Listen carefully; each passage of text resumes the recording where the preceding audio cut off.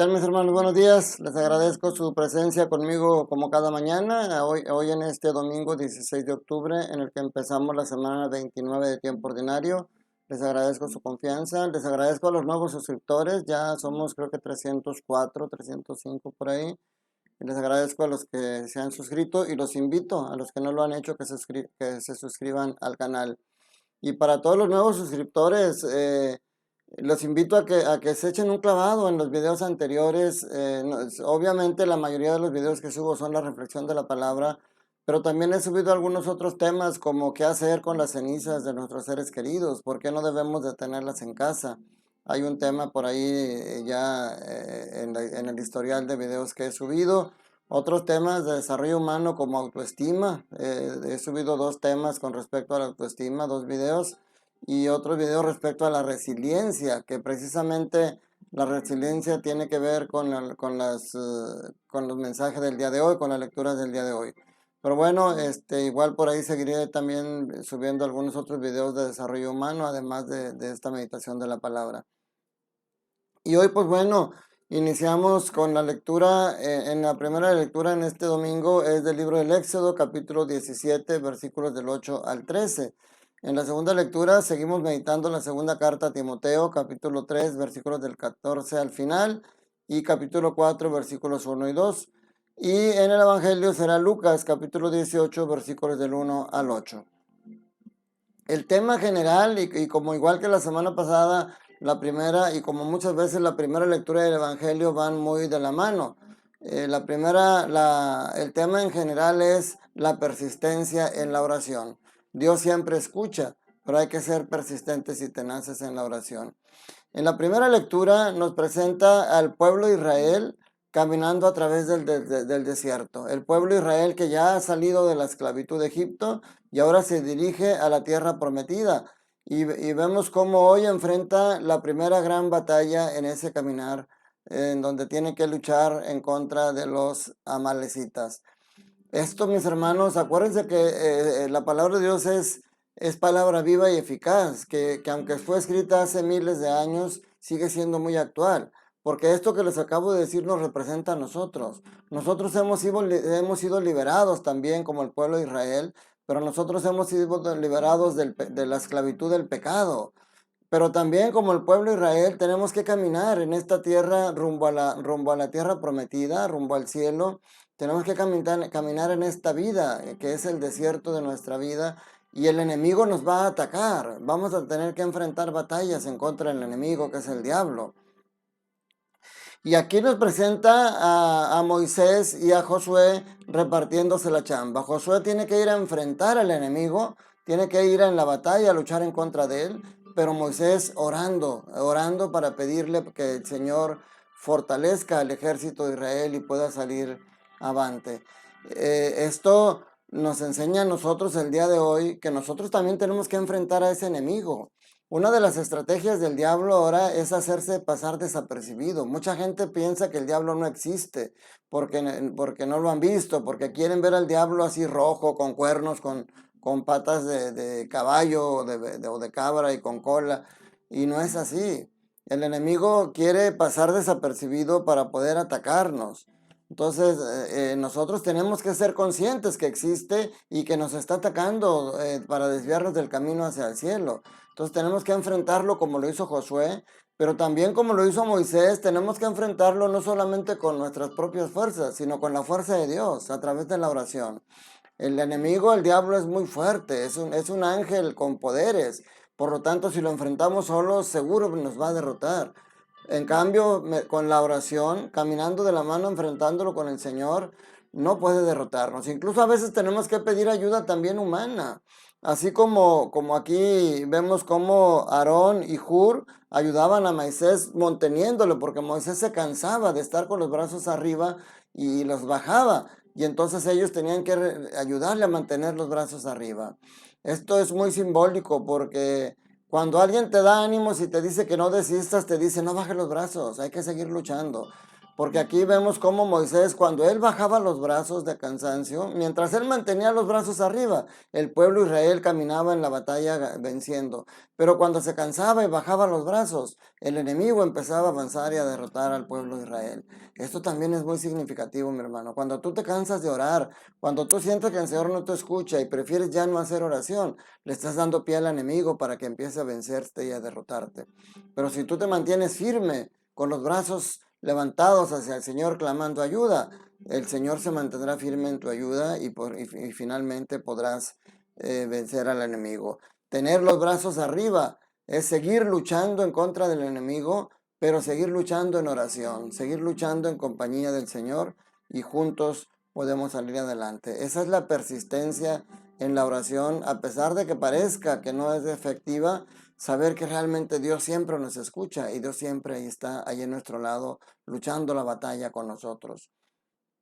En la segunda lectura también San Pablo a Timoteo le invita y nos invita también a ser persistentes, permanecer firmes. Ya habíamos dicho cómo Timoteo flaqueaba y deseamos cómo nosotros como ministros sagrados, los sacerdotes, los obispos, los diáconos, también tenemos que ser persistentes, mantenernos firmes en la predicación, porque eso es lo que va a ayudar a las personas a tener ese contacto con el Señor. Y decíamos cómo no solamente nosotros los diáconos, los sacerdotes, los obispos, mantenernos firmes a pesar de las adversidades, sino también ustedes como bautizados enfrentan las mismas batallas y como bautizados también tienen ese Espíritu Santo que no es un espíritu de temor, sino de fortaleza, de amor y de moderación. Entonces ustedes a través del testimonio y nosotros a través de la predicación tenemos que seguir con esta tenaces, con esa persistencia y sobre todo la predicación basada en la Sagrada Escritura, porque es la que nos da la sabiduría y es la que nos da la fortaleza. La oración tiene que ser basada, la predicación tiene que ser basada en la Sagrada Escritura. La Sagrada Escritura es inspirada por Dios, pero escrita por hombres. O sea, es un trabajo, así como veíamos en la primera lectura, la batalla del hombre, pero con la colaboración de Dios logra vencer al enemigo. La Sagrada Escritura fue inspirada por Dios, pero fue escrita por los hombres. Y en eso tenemos que basar nuestra predicación. Muchas veces, sobre todo en bodas, en 15 años o en exequias, en misas de difuntos, los predicadores nos olvidamos de eso. Y de repente dicen, he oído decir personas que dicen, ay, la misa de la boda de mi hermano estuvo tan bonita porque el sacerdote se dio el tiempo para investigar el noviazgo de ellos, cómo se conocieron, qué problemas fueron enfrentando y cómo su amor ha ido venciendo. Y estuvo bien emotiva, bien bonita la misa, pero nunca habló de la escritura. Eso no es.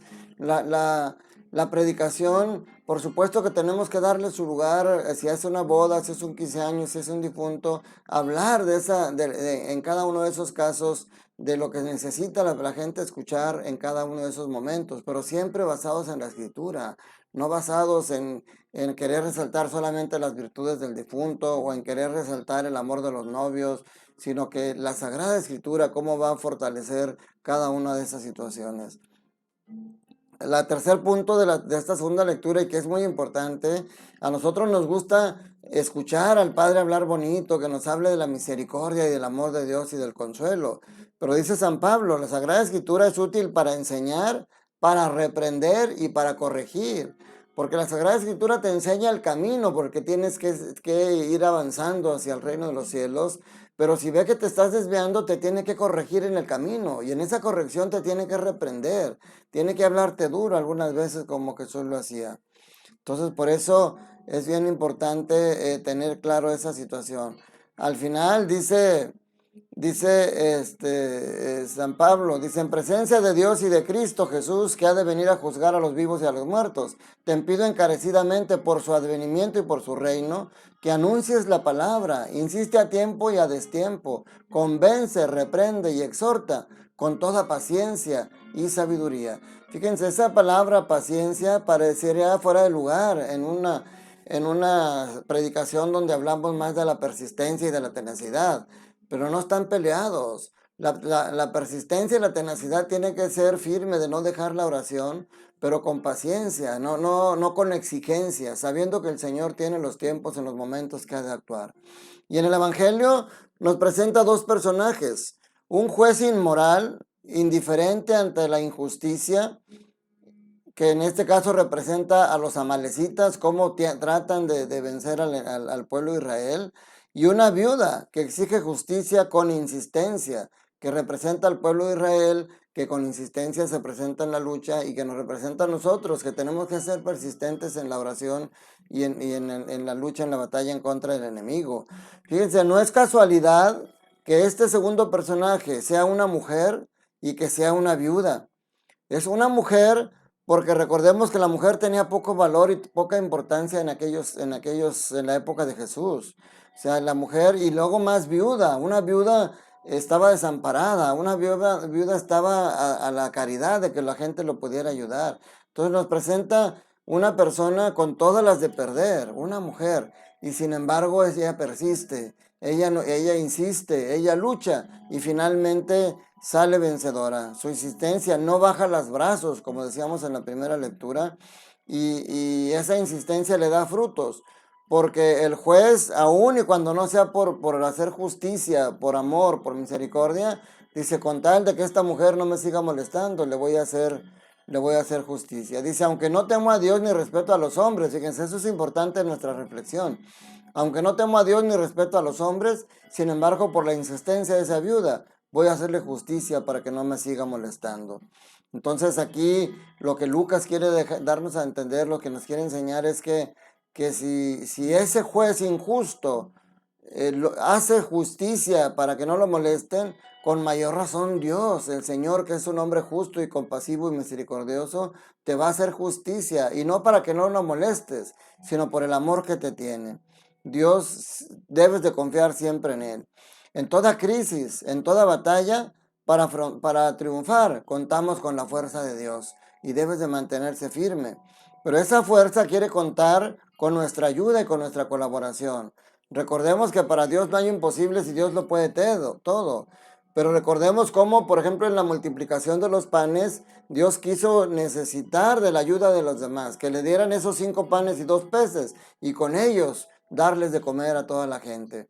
Igual en las bodas del Caná, el Señor pudo hacer el milagro directo de llenar esas vasijas, de esos barriles vacíos que aparezcan llenos del mejor de los vinos. Y sin embargo, Jesús les dice, llenen esas tinajas. Jesús quiere contar con nuestra colaboración. El Señor puede quitarte todo problema, todo, pero lo que Él quiere es que tú luches, que tú te esfuerces, que esa batalla se haya ganada por ti, pero que no te vuelvas soberbio diciendo, yo pude todo, yo pude, sino que sepas que Dios es el que te fortalece.